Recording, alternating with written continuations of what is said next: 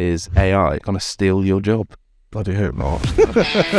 I think the difference is at the moment is that human level of storytelling, creating that brand proposition, that sort of depth only can be sort of currently told by a human. If you could implement it in any way in the business, from a department or just like a general business perspective, where do you think it could have the most impact?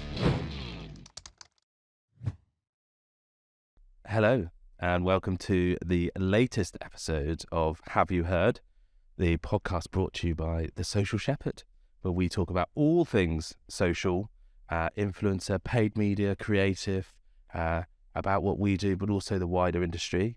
I am described as our lovely co-founder, Jack Shepherd, very handsome. I'm Adam Ward, and I am joined this week by Jack Shepherd, our co-founder.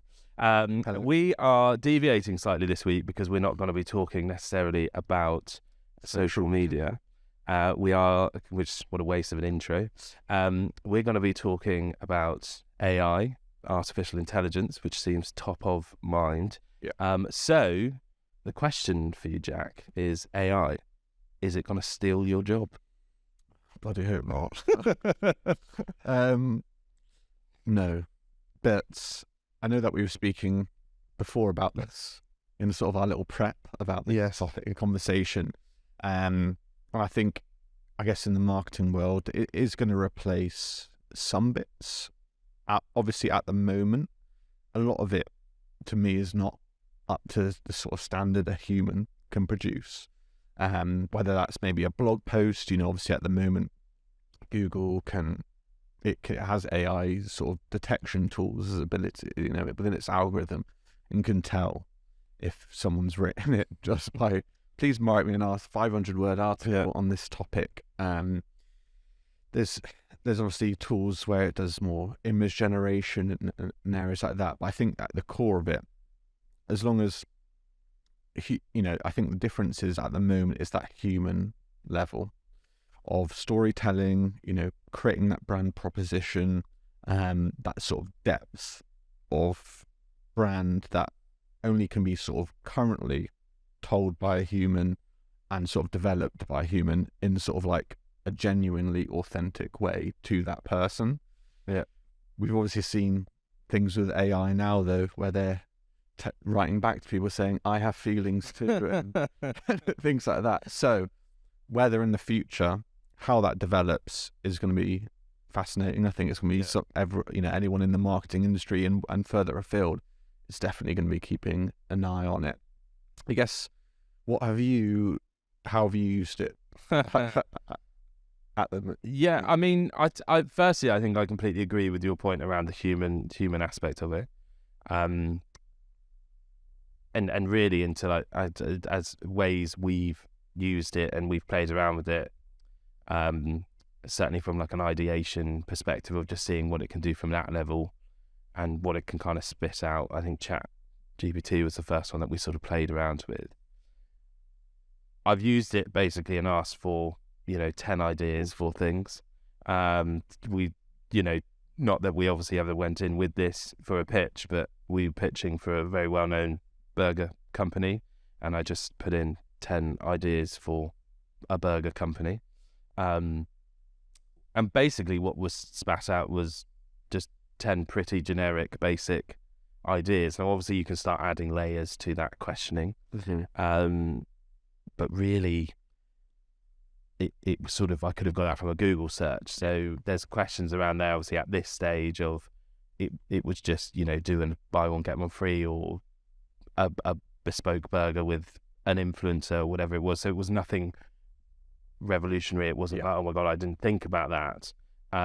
Now there's maybe people out there who are sort of screaming because I've sort of just devalued AI in the way I've used it and all the work that's gone into creating it. But I think that sort of gave me a bit of an indication to your point. There's no human element to that. And even if when we did build on it and put the brand name in there, and put different layers to it, it still was pretty basic in what it was sort of throwing back. Again, I think we had a bit of fun internally where I believe there's for whatever reason, a Swindon Town fan in the building, and we asked it to write an article on why Swindon Town was the best football club in the world. And what it brought back was an article about why Swindon Town is great, but it was just an article regurgitating facts about their history and things like that. So again, it had done what we had asked, but it wasn't necessarily building exactly what you were looking at. Like intent sort of. Yeah, no intent driven, no sort of emotion to it, no it was just facts sort of taken and then articulated in the form of a script, as it were, or article, blog post. So we played around on it on that level. Now, I know also that there's a huge amount of different types of AI that exist. There's certainly ones which will help finish your sentences and you start writing things and it works through things that can create like an email. Yeah, emails. Exactly. Yeah.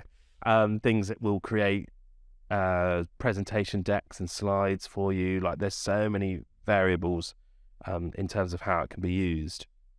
I think the big thing for me with it though is we're in an industry that's almost quite siloed in a way, where we will hear about these things very early on because they're all the new rage and on trend and sort of why I posed the question to you early on of will it steal your job.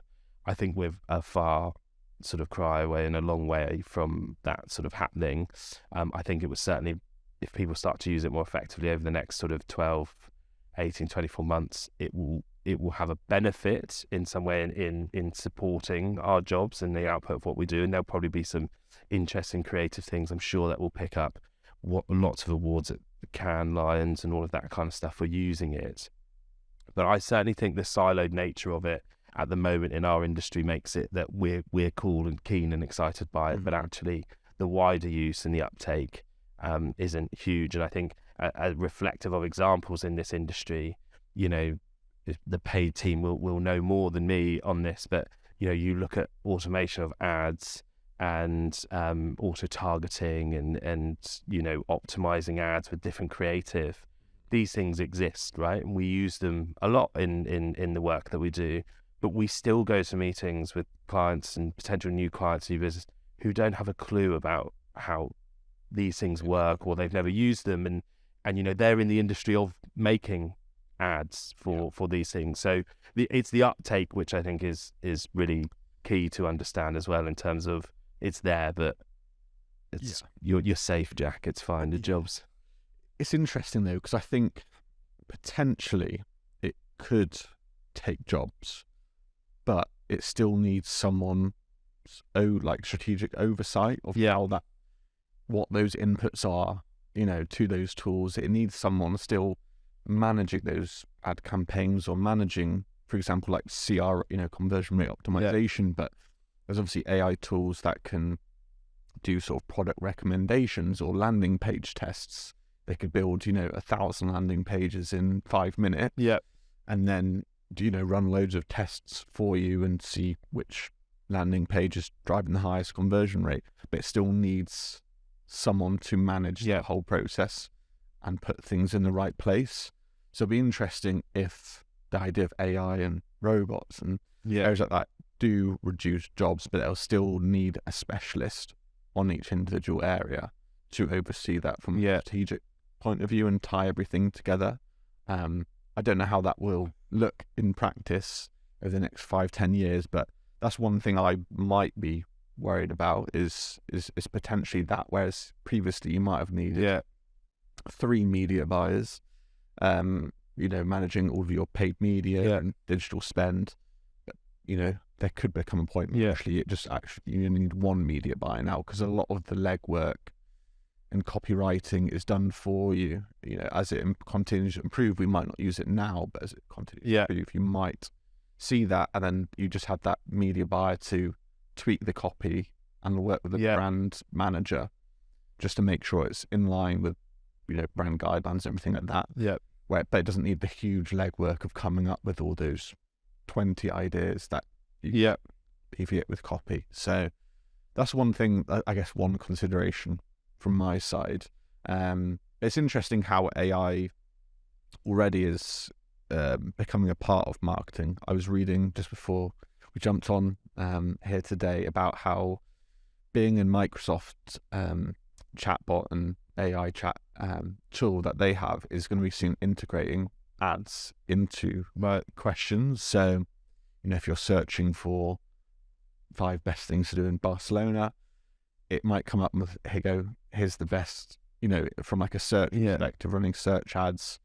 Here's the, hotel, or here's a flight to Barcelona, and it knows where you're from, and it can deliver those like in AI ads. So we're already seeing how it's going to integrate across that as well. But it'll be interesting to see if any of the social platforms will integrate any AI, auto-suggesting copy or text to speech, or, that there's already sort of small movements in that. So it'll be interesting how that generates and creates content for people. I guess specifically for our industry as well. Yeah, I suppose if you think about for specifically for us, then you could probably go through each of the departments and the teams and think of ways that it could. I think it's the big thing is still the oversight and implementation of that. But again, I think that comes down to how you're using AI to enhance your workload as opposed to sort of support. Because I think you're, like you say, with the ad set to the moment, I suppose if you take that as an example, we may start an ad campaign and create, let's say, 10 ad sets, and then after 3 or 4 weeks you go through and turn off 4 of them which are your lowest performing. Whereas actually if you can build that into the process, after 4 weeks do X, setting those rules, but it sort of still needs the setup at the beginning to make sure it's sort of, your audience is right, what you're targeting, and an interest in how it's going to learn from that perspective. But yeah, I think it's a massively interesting one. I think the thought of it asking, I think it was Bing, wasn't it, where he sort of said earlier, where it was asking about I want to have feelings and things like that, is, I mean, I wouldn't profess to be an expert in terms of how these things are made or how they learn like that, but I presume that's to a point. I'm not going to go all iRobot on it, and it might be a very old reference for any young listeners out there. But exactly. But the context of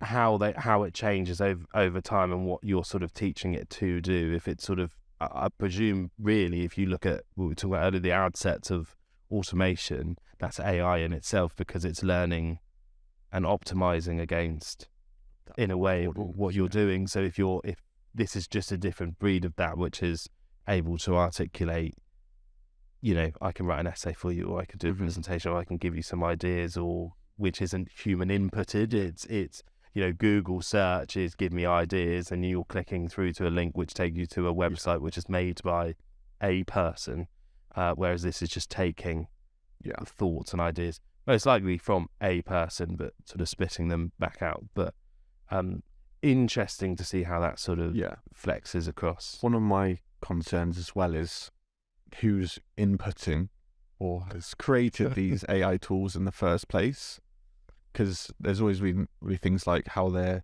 could be politically driven with AI tools, or it can have a idea about life. So who's actually made that initial input and created their own, used it as their own tool to spread a different message? I mean, the fact it came back with words about why Swindon FC are the greatest team of all time. It's a shock in itself. Sorry. I think that is as well, like the context of what, where, and how they're being created. It's an interesting space of my field. But I think for me, I sort of always look and reiterate that these are we live in a silo of an industry which is fascinated by these things. If you look at the uptake of social apps and technology, like the spread of different things, it's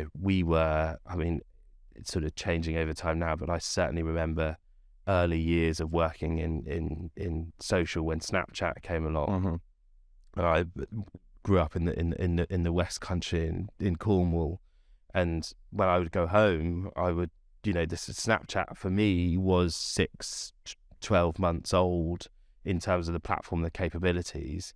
And I remember going home and talking to my friends about it, and like 2 or 3 of them were on it. They just hadn't heard it. And we were already in meetings talking about how we could use it for advertising and do this and do that, because we live in this world of, we're sort of 6 months ahead of everyone else, if not sort of longer. So when you think of AI, we're already having this conversation going, what could it do? Whereas actually, as long as it doesn't decide that it's going to take over the world, it's going to be a long transition, I think, before it really has benefits to, we live in a world currently where, Netflix almost 18 months ago announced that they were going to stop the sharing of passwords. And it's still, companies can't roll things out that quickly. And so you'll try and balance that up against something which will, potentially impact jobs and work and things like that. But I just think there's a benefit, I suppose, if you had an option or an opportunity now, or maybe we can do it as a test and then come back and do another podcast on it, of a sector, or not a sector, but like a team or a department within Social Shepherds where you think it could make the most impact as it stands now, what you know about AI, what it can do. If there's one department where you think, okay, if I had to implement it over the next month, this is the department and this is what I would want it or try and make it do, where it would have the biggest impact. I guess from what I've seen it already of AI is a lot of the text-based tools. I've not explored much about that, the image side. Yeah, I have seen bits of like what it's capable of. So I'd probably look towards that, and it's how can it generate different, pieces of copy. Yeah. So I guess both organic, social, and paid are probably the most copy-heavy driven departments. I'd probably choose one of those. I'd probably lean into paid being the best choice for it, because, for example, within Meta or Facebook Ads Manager, you can upload up to 5 pieces of text, headline, etc. So you might want to give it, whereas organic, you can't. Yeah. When you create a post, you can't test 5 different, captions. Yes. That, or it'd look a bit strange if you posted the 5 pieces of content all together. Yeah. With different pieces of copy associated with it. But on paid, you have the ability to have those, and because it's obviously a dark post, effectively, it's not going publicly unless you're the one being targeted. Yeah. It's going to then, Facebook itself then optimizes towards, okay, this piece of copy is performing best. We're going to show this ad more often, but having those 5 pieces of copy is beneficial to have, as you give more for Facebook to go out towards with and optimize to.